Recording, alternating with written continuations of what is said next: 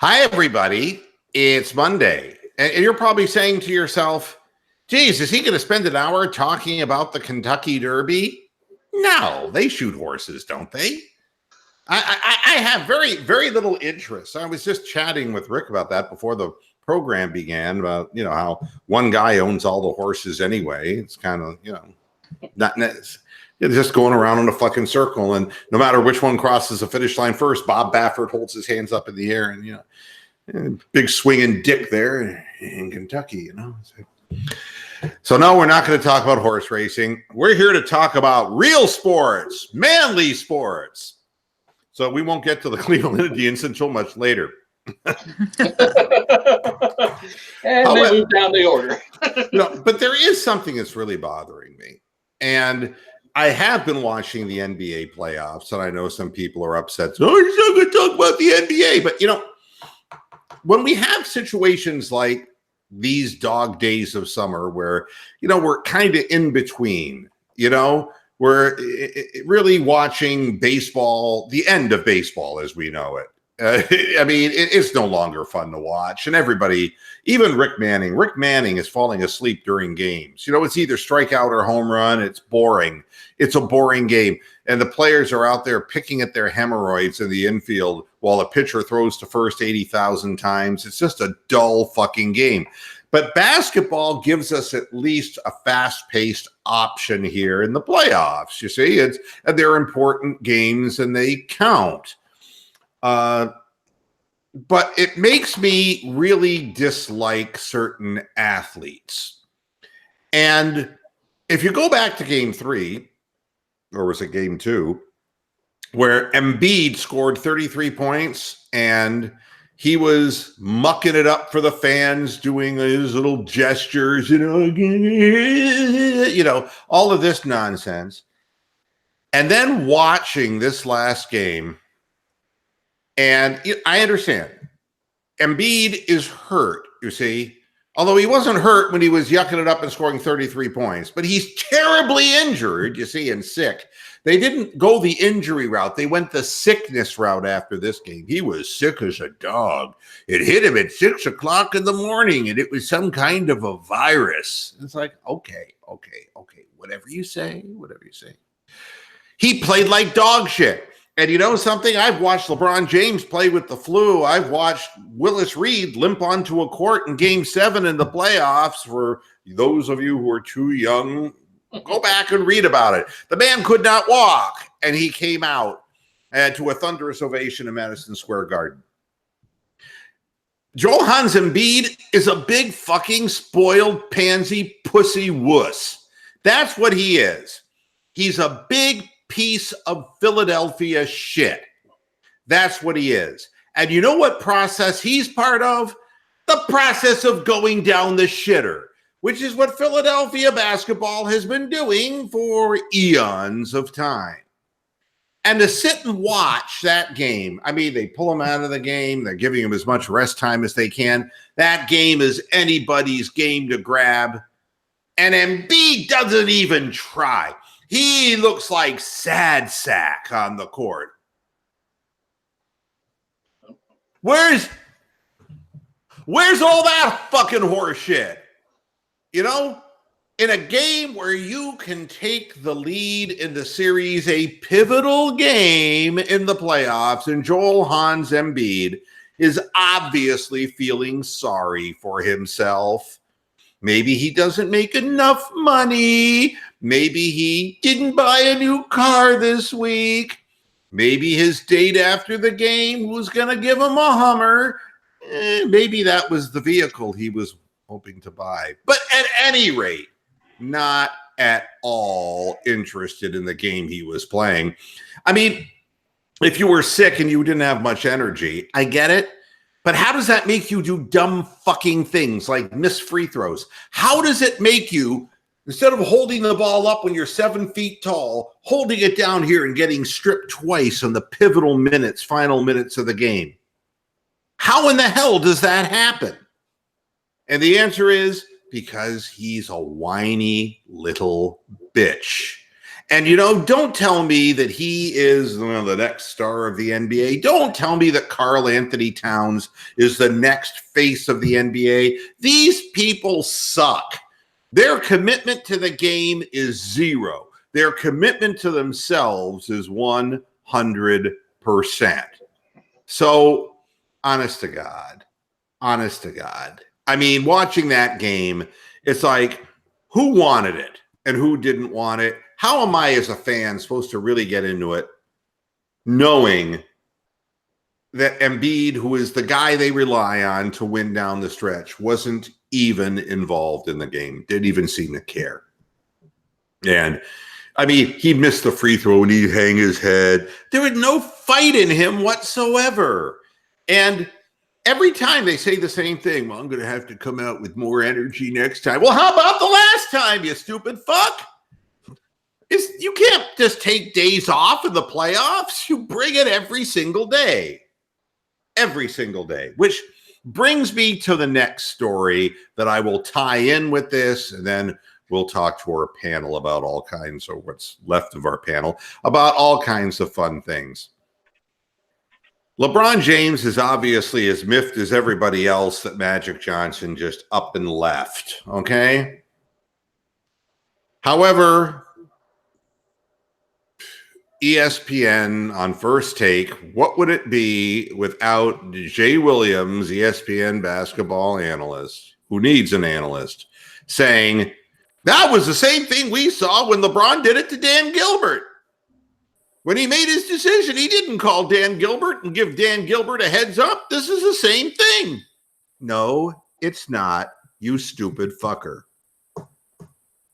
Now, if Magic Johnson had decided he was going to become the general manager of another team, that would be one thing. But Magic Johnson is a quitter. LeBron James didn't quit. LeBron James, through free agency, chose where he wanted to play, which is completely legitimate, completely within the rules. Now, people in Cleveland didn't like the decision. I get it. I understand that it was what he said. I'm going to take my talents to South Beach. I get it. But he was well within his rights to do it. And it is professional behavior, even if you didn't like the presentation of it. And yes, it all got caught up in the hype and all that.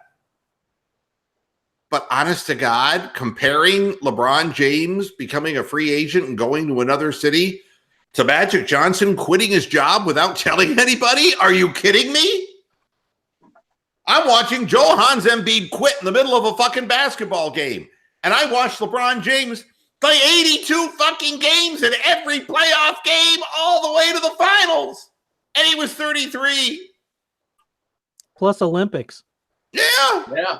Yep. I mean, you can Not say a miles on that body. Yeah, but you can say what you want about LeBron. You don't think he's a little bit self-obsessed or whatever you want to say about him. But you can't say that he shortchanged Cleveland. He gave his blood and his sweat to the cause, and he won a championship there. He did the same thing in Miami. And he got to LA, and it was rough sailing in the first year. And what's going to happen after this, God only knows. But I'll tell you one thing, he didn't quit. They shut him down at the end of the year and didn't want to play him anymore because of his health. But the bottom line is LeBron will be in the best shape of his life again to begin next season. But Magic Johnson will be nowhere to be found because he's going to be hanging out at one of his movie theaters or, playing. Burger. Yeah, whatever. Whatever, but he will always, in my mind, be the guy who quit a job that he couldn't do. Instead of learning the job to be better at it. And this is the same argument I have about Shaquille O'Neal. Shaquille O'Neal could have been a better free throw shooter. Shaquille O'Neal could have extended his range in shooting. Shaquille O'Neal could have done any number of things. Don't tell me he's the greatest player or anywhere near it. He was just a big 7'1" stump of a man a guy who took advantage of body bumping people out of bounds and slam dunking. I would honestly say that 70 to 80% of his points came on slam dunks. He never learned to shoot from the perimeter. He never learned to shoot a fadeaway. He never learned to shoot a hook shot. He never learned how to shoot a free throw. Don't tell me he is one of the greats in the game. He didn't optimize this great base that he had to start from. He didn't optimize in any way. LeBron James was great when he came into the league, and he got greater and greater and greater. The same thing is true of Michael Jordan. Kept getting greater and greater and greater. You know, and I see players who are like this. Some of them don't even get enough credit, you know, as far as how they've built their game and become complete ball players, you know? It's I'll tell you, a guy who I'm impressed as hell with is Kawhi Leonard. And it's not just because he's had this streak of 36-point games and all this kind of stuff. It's that I've watched Toronto with DeRozan and Lowry is the biggest turd of all. He just lays a patch of shit in the playoffs every single year. But DeRozan couldn't help him out. Mr. Hot and Cold, I want the ball, I don't want the ball. But believe me, Kawhi Leonard wants the ball, and he's not a ball hog. He shoots good percentage shots, and he plays defense. He plays the game the right way. He came out of school. He was not a complete basketball player. He is now because he worked at it. So all I want to say is, you know, if this is the best that the NBA has to offer, and that this is the beasts in the East, watching the Celtics for no reason just fall apart at home and just play like shit and lose to the Milwaukee Bucks, there is no reason for that to happen. To watch Kyrie Irving, who's supposed to know what it means to be in the playoffs, settle for mid-range and long chucks and shoot 8 for 22 in a pivotal home game, it's unacceptable. If this is the best they have to offer, count me out. I'm not interested because there's no dedication. There's no commitment whatsoever. So with that in mind, this weekend came and went, and we'll start with Brian. What's on your mind today, Brian? Well, we got rookie minicamp is over. I think there's 10 players that are going to be moving over from the rookie minicamp to the OTAs, and then we'll see what happens from there. But I liked I liked the messaging that came out of the rookie minicamp. Yeah, you know, it's so hard for me to know what these people are. You know, honestly, I mean, it's just a rookie mini camp. I mean, again, they're looking for people who are willing to throw themselves into the fray and cripple themselves if need be for the team cause. The only way that anyone makes this is practice squad kind of stuff, and may get promoted if there are injuries during the course of the regular season. That's about it, you know? So, you know what I should do? I'm going to ask the viewers out there, all right? And this will be interesting, okay? Take a look at my eyes. Do you see anything unusual about my eyes?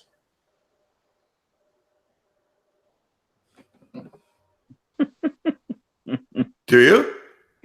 They're looking Do kind of you right now? But no? Well, you're definitely not wearing contacts. No, I got my glasses up here.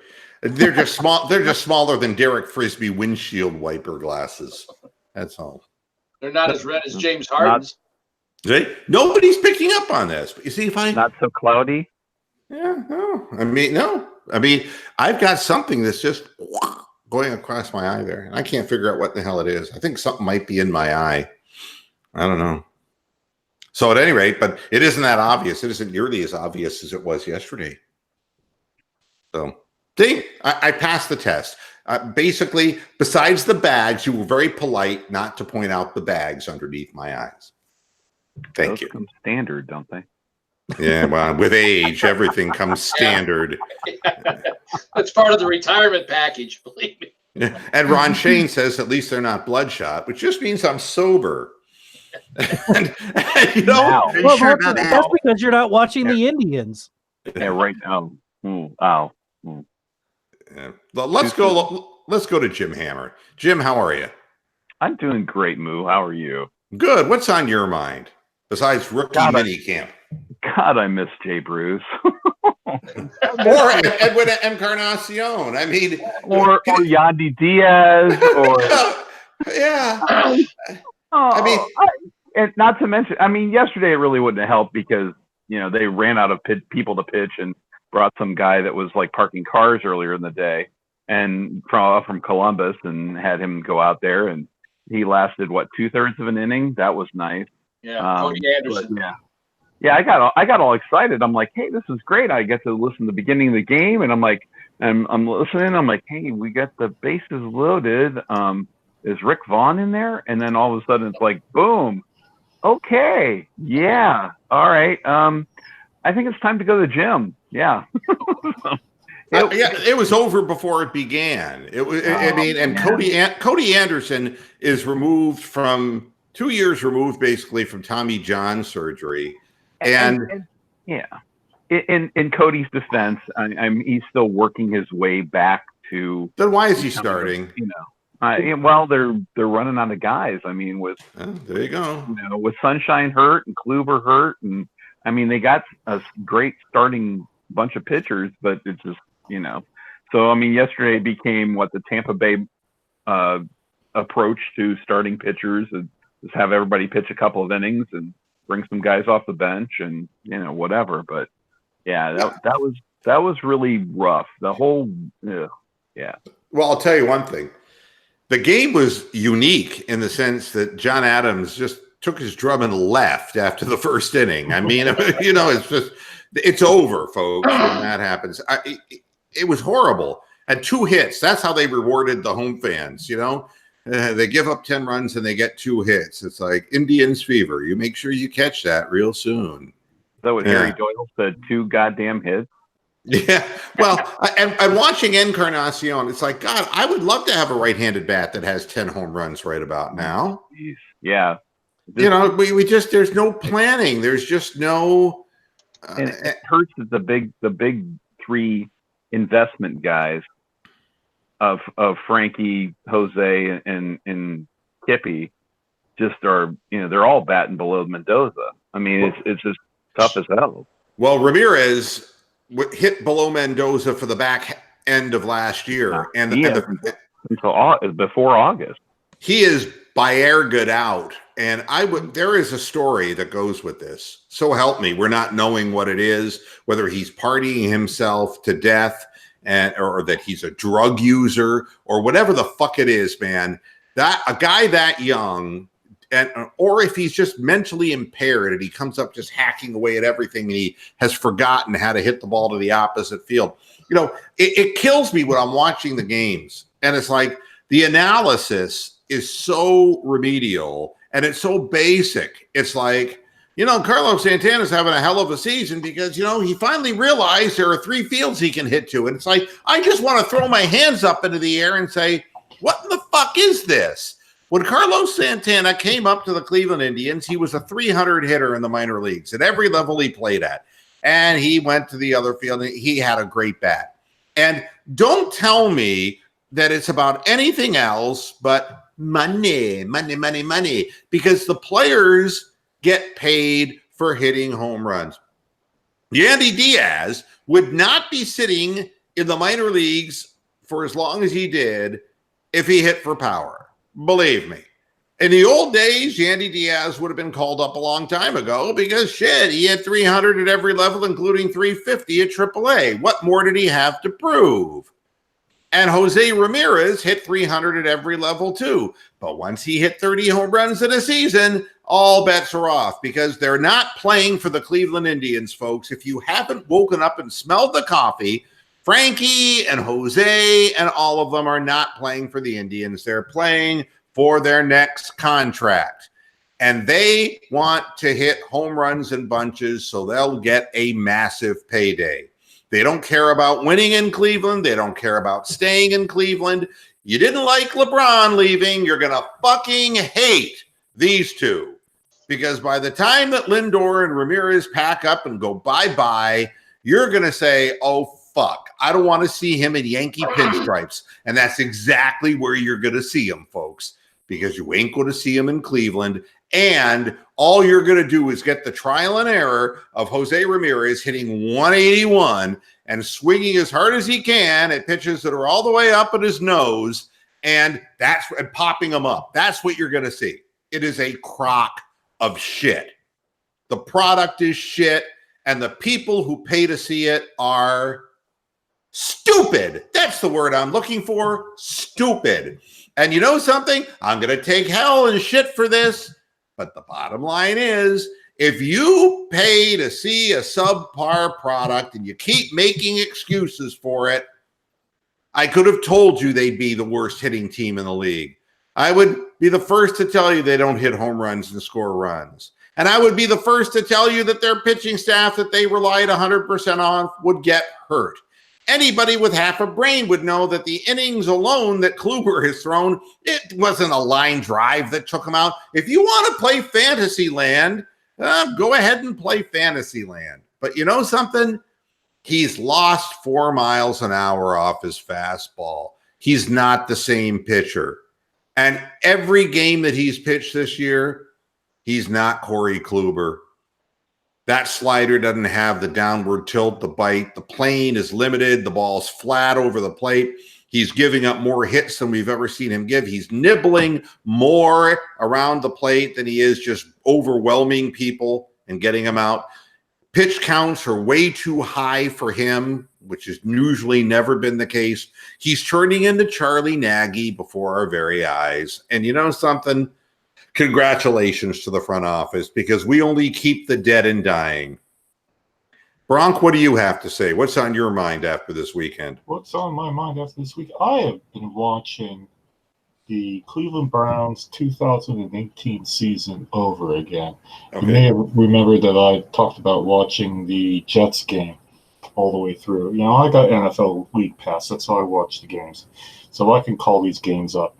And I watched the Oakland Raiders game all the way through, and a couple comments I want to make about that is that, yes, there were some egregious refereeing calls, and that was a game that we should have won. But one of the biggest things that happened was Terrence Mitchell getting his arm practically taken off with that broken wrist, and he was out for months and months. And all these people that seem to think Greedy Williams is going to step right into the lineup and are forgetting that Terrence Mitchell is probably healthy now and probably ready to contribute, because at the time of the Oakland game, he was our best cornerback. He was better than Denzel Ward, because Denzel Ward was only just learning the game. So that was my main takeaway from the Oakland game. I also watched the Ravens game that we won 12-9, which was an absolute, how did that game get the way it was? And then the infamous Carlos Hyde refereeing spotting of the ball incident in overtime, which was absolutely egregious. But that team should have beaten the Raiders. It barely beat the Ravens, and we had Carlos Hyde, and we had Hugh Jackson, and we had Todd Haley. Those fuckers are all gone. These are all games we have to win this year. Yeah, you go back and you watch these things. I'll tell you the thing about Greedy Williams. Watch these games. Don't watch the NBA. Don't watch the fucking baseball. Jose Ramirez should have been traded at the offseason. He is fired out. He's done. Kluber's done. Don't watch this shit. Go back and watch the Browns and try to project what might happen this year. Well, with Greedy Williams, the thing that makes Greedy Williams interesting is that he is really, at this point, strictly a coverage cornerback. He's just a guy who covers. He's not somebody who's really going to get into the backfield. But what's interesting is one of the things that we've had problems with in the past is we can never stop the guy we have to stop. It was like if it was AJ Green, AJ Green, every team that we would play would have a great receiver. Marshawn Lynch and Derek Carr. Derek Carr must have threw for 500 yards in that game, and he killed us in the red zone. He got 4 touchdowns. They absolutely ass raped us in the red zone. That can't happen. We have to have. And can you believe that the Raiders actually got rid of that tight end? Well, I mean, the Raiders just matched up well, and they knew how to fucking rip us apart. So we have to have coverage linebackers. Matt Wilson. The thing that always bothered me is if you don't have a shutdown cornerback in today's NFL, because the teams that you play that are really good teams, and historically the Steelers with Antonio Brown when he was a Steeler, and AJ Green from our division, the receivers that were big time, fast, big, they could throw over our guys, they catch, that we gave up so many 100+ yard games receiving, not to mention the running backs, but I mean, just in the receivers. I mean, that, if you can draw up a strategy, and now that you have Denzel Ward and Greedy Williams, you have the ability, instead of Denzel having to cover people all the time, you work Greedy Williams on the field too. And if he has good coverage skills, you can take big chunks of yards away from teams because they rely on certain receivers. So, like the Chargers game. Oh, I couldn't watch the whole Chargers game. I just watched the 40-minute, game clip of that one because that was too fucking painful. I mean, Phillip Rivers was Derek Carr times 3 in that game. They saw the Raiders film. The Chargers came in and ripped us like apart in the first half. And I actually predicted it on Boohead Radio that we were going to get ass raped in that game. I think everybody else fucking, picked the Browns to win that one. But no, we got to stop those sort of quarterbacks killing us on these short passes. And the short passes is another thing. I mean, for one thing, take a look at the linebackers we had. I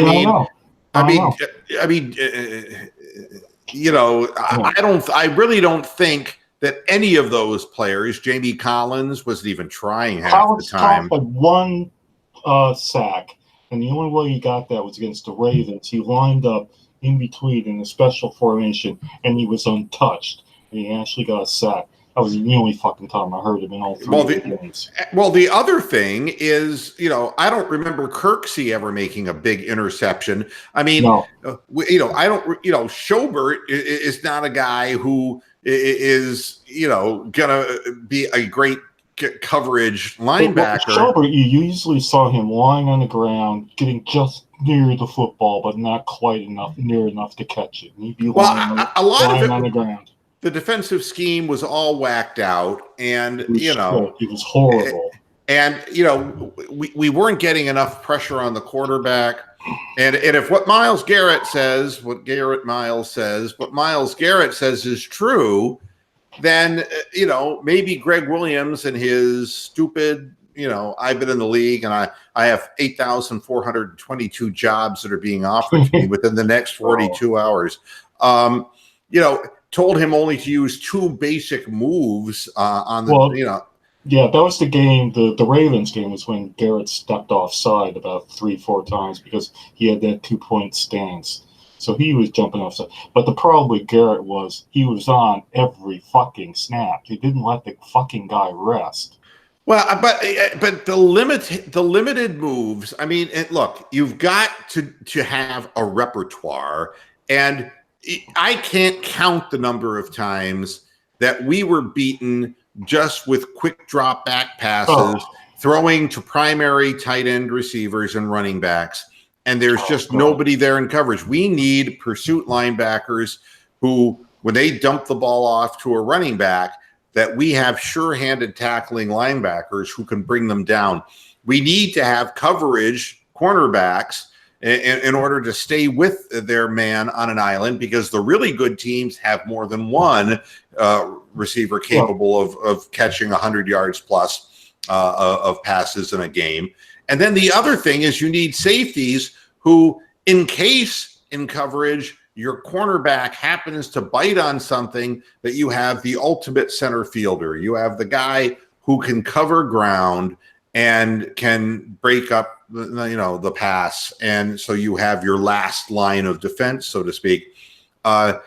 This is what's going to determine the outcome for the Browns season, because we gave up far too much moving of the flags, far too many first downs. We suffered from lousy field position for the vast majority of the season, which made it all the more amazing that Baker Mayfield did what he did. A very difficult situation. I mean, Baker was playing from behind far too much, and the special teams were abominable in the sense that Colquitt would punt the ball, but if there's ever a chance of a return, we'd give up 20, 30-yard returns, to these idiot punt returns that do shit against anybody else. All right, now wait, back to the panel. Roxanne, what was on your mind this weekend? Everything except sports. Boy, you're in the right place. I know, right? Oh my goodness! I gave you an opening to say whatever you wanted to say, and it didn't have to be sports. Oh, it didn't have to be sports. No, I said, what was on your mind this weekend? Okay. I'm multifaceted. I'm multifaceted. I can talk about all kinds of things, not just sports. Yeah. All right. So there was nothing on her mind whatsoever. And Rick, what was on your mind? Well, after watching the Indians this weekend, I went to Cleveland.com to see if there's any rays of sunshine anywhere. So I went to the Cleveland Indians site and pulled these wonderful stats out. We are the lowest in the American League in batting average at 211. Kipnis is batting 172. As a team, we've struck out 306 times. Wow. We have a total of 21 stolen bases, with Jose Ramirez the leader with 9. Second place is Tyler Naquin with 3. So I said, okay, let's see if I can find something a little brighter. I went over to the Cavs side, and they're continuing on with apparently they're going to try and set a record of most assistant coach interviews within a 6-month period. I think they're doing Denver this week. They're San Antonio this coming week. And Lord knows they're probably on their, 50th or 60th set of coaches. Not much going on there. I went to the Browns with the mini camp, sounded promising. Then I saw this in one of the articles. Sione Takitaki missed 21 tackles last year. He was ranked 5th in Division I in missed tackles. So it's like Joe Schobert light. So about the only bright thing I could say is, there's a chance Columbus Blue Jackets might win tonight. Oh, wait, they're going to get beat by Boston and wiped out of the playoffs. So. Yeah, and it's not like it's wonderful that the Blue Jackets have gone as far as they have, but there's nobody who expects them to beat the Bruins. So, they've made it a good series. They've done that. They've acquitted themselves well, but yeah, it's likely to be gone and over with. Here's a good one for you. The XFL has announced the multi-year agreements with ESPN and Fox to televise games starting with its inaugural 2020 season. Who's going to watch this shit? Now listen to this. We look forward to showcasing the XFL on ESPN and ABC, including the kickoff game and championship during the league's inaugural season, said Burke Magnus, ESPN Executive Vice President. Vince McMahon and Oliver Luck are two of the sports industry's most creative and experienced leaders. Sports entertainment is not sports. He's a huckster. I mean, for God's sakes, but that's not enough, all right? But then we have this. We welcome the XFL to the Fox Sports family and are pleased to expand our relationship with that vile piece of murderous shit, Vince McMahon, said Republican network Fox Sports about Republican Vince McMahon. Why don't they just go fuck themselves? All of them. The XFL. I mean, when you run shit out on a platter to the American public once, it's bad enough. But when you bring it back into the kitchen and then microwave it and bring it back out to the public years later, and you still find your right-wing friends to put it on the air, there's something really wrong in this. Who in the hell would want to televise this debacle. It has no chance of succeeding. He already failed once with it. He will fail again. There will be some interest in the beginning, and then after that, it will fade. And then the networks will just say, oh, well, we had nothing else to show that time of the year anyway. I got an extra San Antonio Fleet shirt jersey from the AAF or whatever, that anybody wants to borrow it. Yeah, there you go. I mean, that might be worth something one day. Here's another quote. We're thrilled to partner with ESPN and Fox Sports, two innovative media companies. Innovative? They own everything. Well, how can they be innovative? Correct. Anybody who was innovative, they bought out. Please. ESPN, the station that now televises cornhole tournaments, for God's sake. Yeah, I'd like to see Vince McMahon cornhole. That's creative. Two innovative media companies with extensive experience in world-class football production that will undoubtedly help us reimagine football, said Vince McMahon. You know, football doesn't need to be reimagined by steroid-using, ill-tempered, cruel, using people, grubby, low-life fuckshits like you, Vince. There's nothing that needs to be reimagined about football. Why don't you just execute it well? And the answer is you can't. You can't, because your entire life is that of a carnival barker. The alleged sport that isn't a sport that you're involved in is a freak show. And all you ever did is had lewd gestures, half-dressed women on their knees being forced to offer up blowjobs in the middle of the ring, Vince. You remember. That's what you did to reimagine wrestling. I don't want to think what you would do to reimagine football. Although I wish that you would get involved just like you did in the ring and you would suffer brain damage. That would be nice.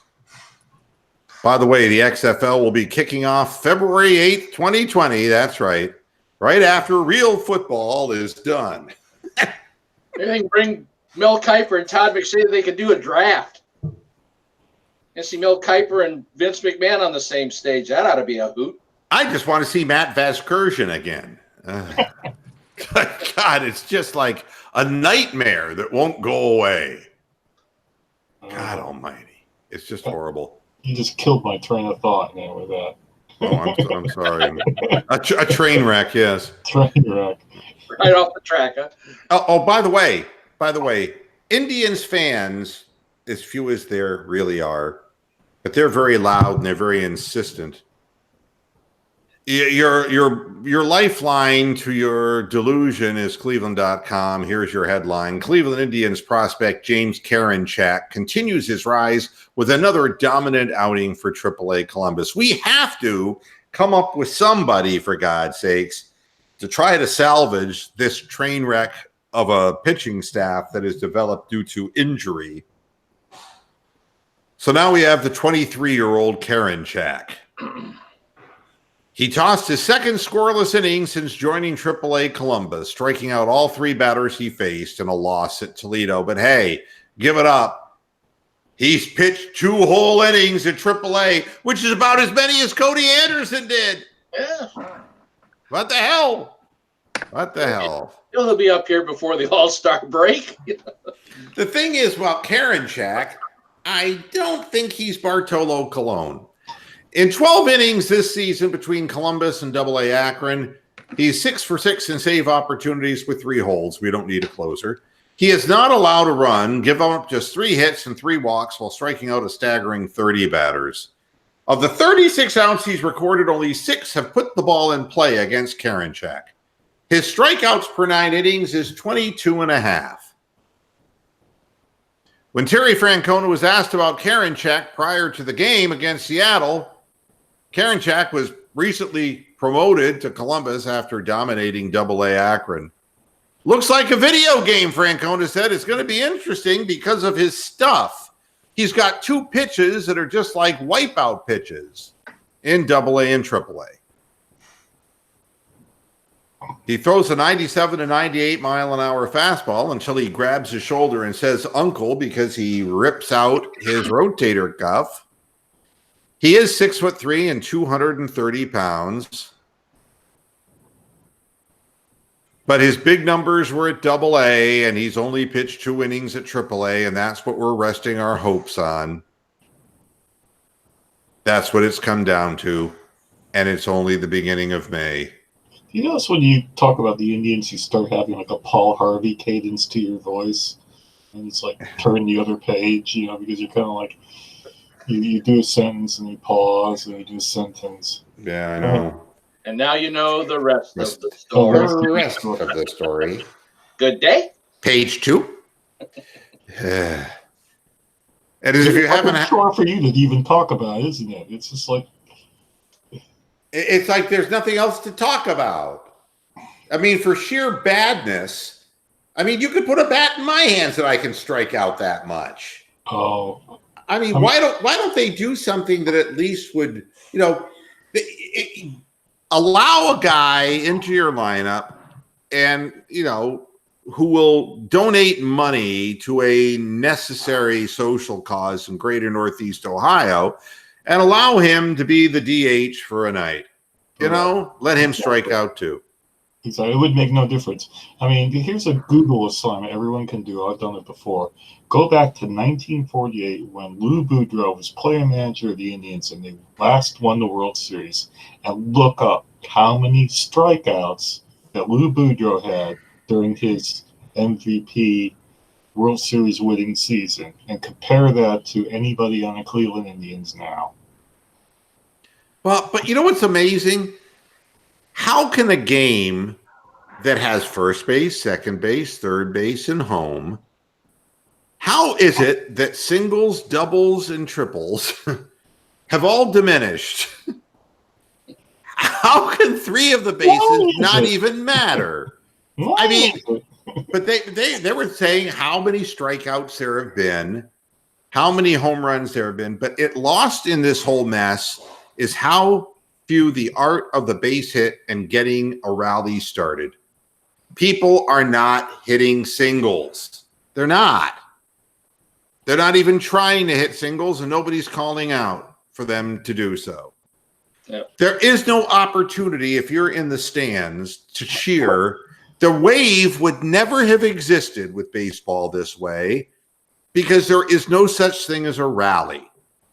There's just the long ball. What was it the other night? What team was it? Seattle or somebody that had 4 solo home runs against the Indians and they still lost?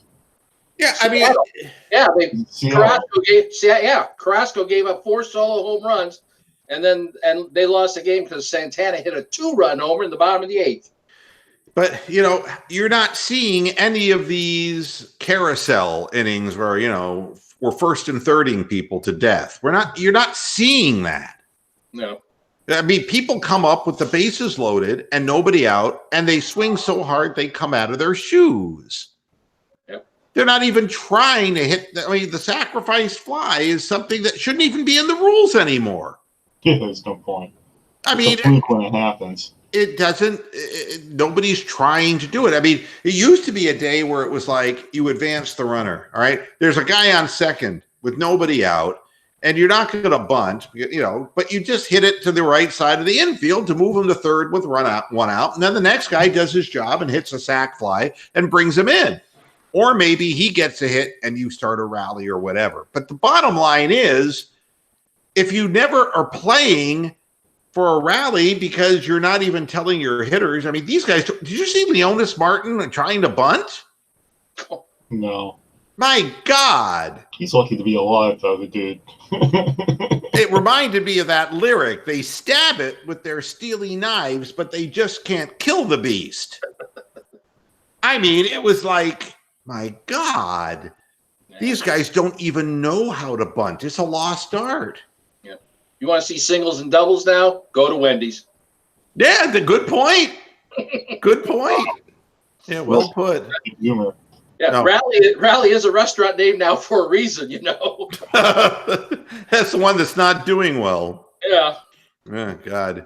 And this will make every NBA fan just jump for joy. DeMarcus Cousins says he expects to play again this season after suffering a partially torn quadriceps muscle.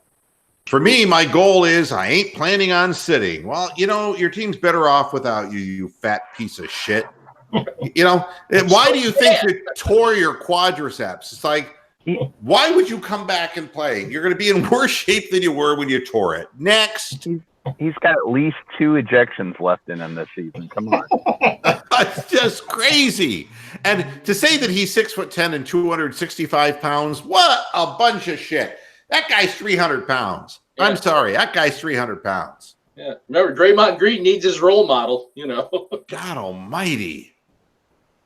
It's just and who cares if he ever plays again? Quite honestly, who really cares? Here's another baseball story that's on my mind. $330 million man Bryce Harper, right? Are you happy, Phillies fans? You're in first place. And hey, it got off to a really good start. The 4 home runs right out of the chute. He looked good. A 333 average, a 1.299 OPS, and 4 homers through April 10th. Problem is, since then, he's hitting 195 with just 2 home runs. And to make matters even better, he can't field. That's right. In a 3-1 loss to the Detroit Tigers, yes, those Detroit Tigers, at Citizens Bank Park on April 30th, he went 0 for 4, and he made a major error that cost him the game. It effectively ended his honeymoon phase with the Philly fans who started booing him, thinking he was wearing a Santa suit. Wow. Honeymoon's over. Yeah. The fact of the matter is that there is nobody worth $330 million, and it's bound, like every other signing of that magnitude, to become a downright disaster. And, we got the face of a 26-year-old guy. He's in his prime. It's like, no. Here's a guy who probably was a much better player, but that he has turned out to be.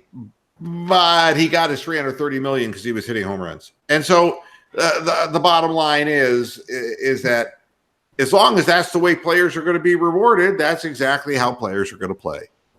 That's exactly how the game's going to be played, and the fans are going to be bored to death. And it's going to contribute to major obesity because all there is to do at the park is eat. Oh. There's nothing else to do.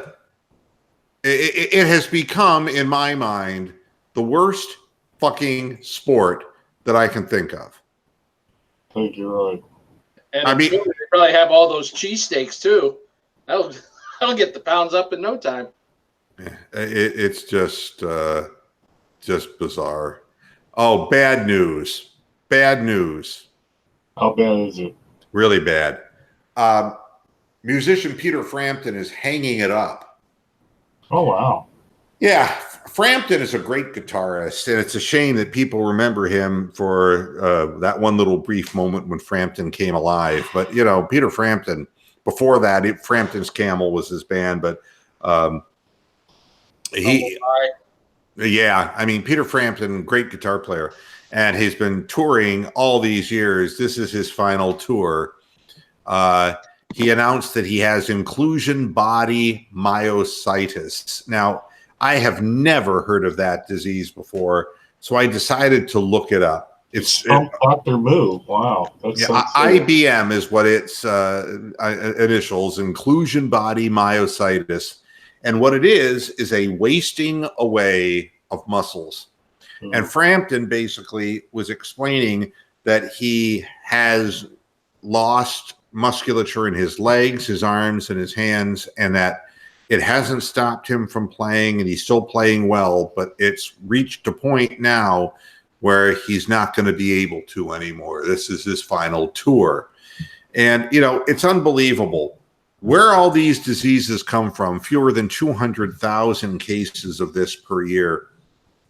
And so particularly cruel. And we've seen this in a couple of different circumstances. Parkinson's robbing Linda Ronstadt of her ability to sing. Parkinson's robbing Neil Diamond's final acts. And now inclusion body myositis destroying and ending the career of legend Peter Frampton. It's really kind of a shame. Really kind of sad news. But I guess they all can't be happy stories. But I wanted to give credit to him because honestly, I never felt that he got nearly enough credit. Well, he gets credit over here. People, him and Robin Trower and people like that. Rory Gallagher, they're well thought of. They put him in the Sgt. Pepper's movie, and it was a disaster. And they tried to turn him into a Tiger Beat magazine boy, and with the flowing locks, and that's not what Peter Frampton was all about. So,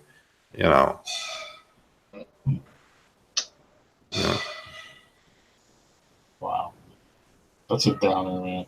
It is. It really is too bad. I really felt badly about that.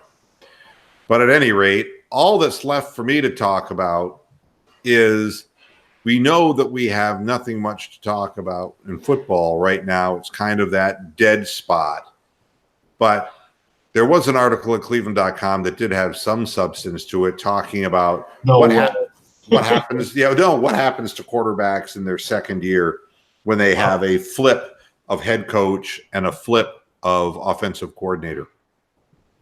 Okay. And so I thought it was interesting to read the names of the quarterbacks who experienced this phenomenon. Mitchell Trubisky being the most recent one. He had a 7-win improvement to 12-4, even though I don't think Trubisky's that good a quarterback, but certainly, Nagy, their coach, did a good job there. All right. I think Trubisky will hang around for a while, but I don't think he'll have a Hall of Fame career, but I don't think he'll hang around. No, but I mean, you can take a guy, the difference between an average NFL quarterback and an above average NFL quarterback is the scheme that he plays in, and whether it really mates with his native talents. Okay. Take somebody like Paxton Lynch in Denver. It always makes me happy and to laugh at John Elway, the stupid horsemouth prick. But from Gary Kubiak to Vance Joseph, four more losses. They regressed in essence. Well, John Elway's a horrendously overrated executive. He really isn't any better than Magic Johnson as far as being a general manager. I mean, would you agree with that? Yeah, I think that for a guy who is a great quarterback, he doesn't seem to be able to recognize one when he sees one. No. I think that would be the main thing. But I thought it was interesting that, but Paxton Lynch himself didn't really play very much in either his first or second year. Jared Goff would be another example. Sean McVay taking over for Disco Jeff Fisher. And that should be no surprise. Fisher was never an offensive juggernaut coach, always a defense-first guy. And John Fassel was a fossil, E-I-E-I-O. Sean McVay, of course, big-time offensive guy and a 7-win improvement and went 11-5. That Goff had a big season. His numbers, his quarterback rating went from a 63 to an 100. So that system made him a much better quarterback. Although in the playoffs, I think his lack of experience and his lack of pedigree showed. Yeah, I probably would have done better than they did. Jared Goff has some limitations, okay? I don't think Jared Goff is as good as Baker Mayfield is what I'm saying. Lovie Smith gave way, a defensive coach, to Dirk Cutter. And, again, Jameis Winston is kind of hard to assess anything that he does. His numbers were better.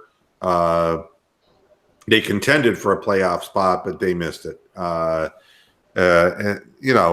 Now he's up with his third coach with Bruce Arians, and I don't know. Jameis Winston is a problem case. Marcus Mariota, there's a guy who had a 6-win improvement. They went from Ken Whisenhunt to Mike Mularkey. I don't know that would really help a guy like Marcus Mariota, except that maybe Mularkey would be able to implement a short passing game, which is exactly what Tennessee did to bore people into a 9-7 record. You know, we have to win that first game of the year, and we cannot allow Mariota to do what Derek Carr and Joe Flacco and all these other quarterbacks did to us last year. We have to win this game. Just once, I'd like to see us cover a check down so that somebody could hit the quarterback. It would really be nice. The last guy in Cleveland was Brandon Weeden, all right, from Pat Shurmur to Rob Chudzinski. Well, that's what a leap. an outlying case there. They should just throw it out. You know? Yeah. Well, now I'll get to bring back my Pat Shurmur impersonation, which has gone so many years, and seeing as how BCOD for the whole Giants, Pat Shurmur and the entire Giants organization. I'll do Pat Shurmur. I'll take my glasses off to do Pat. It's like, well, I'll tell you about Brandon. He really battled. He battled his way out from under that flag, and